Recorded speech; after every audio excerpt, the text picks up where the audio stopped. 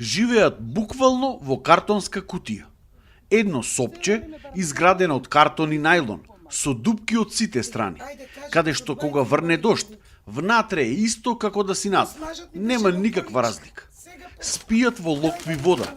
Од покуќинина немаат ништо, освен еден сунгер за спиење и по некое алиште. Немаат ниту струја, ниту вода, затоа што објектот никаде не е заведен.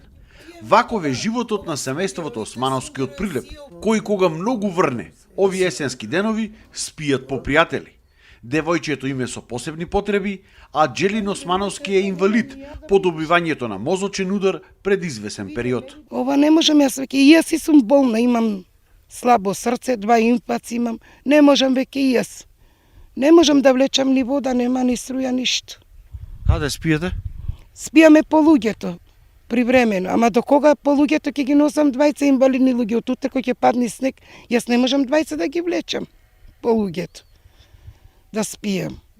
Ја молам државата да ми се помогне со овие 20 луѓе инвалидни. И да ми помогне, немам ни огрев, ни шпоре, ништо. Видевте како е натре.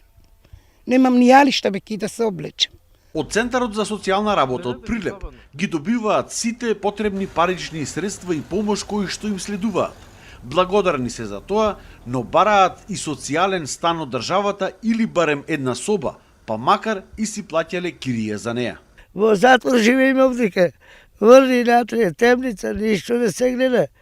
Како во затвор, окасал да сме. Врни дош, сето натре. Врни, во поплава живееме над нас. Некоја куќа кој има некаде состан или некој стан солидарен, имам пари, ќе си плаќам тоа што треба таму, сите средства ќе си ги плаќам, значи имам пари доволно да си ги плаќам средствата. Имале во минатото едно сопче од плитари, но и тоа го продале во 2016-та и заминале во Германија, за да ја направат операција од тумор на главата нивната ќерка. Од тогаш па се до денес спијат каде ќе најдат, под кирија или во вакви услови како што се овие, под секое човечко достоинство.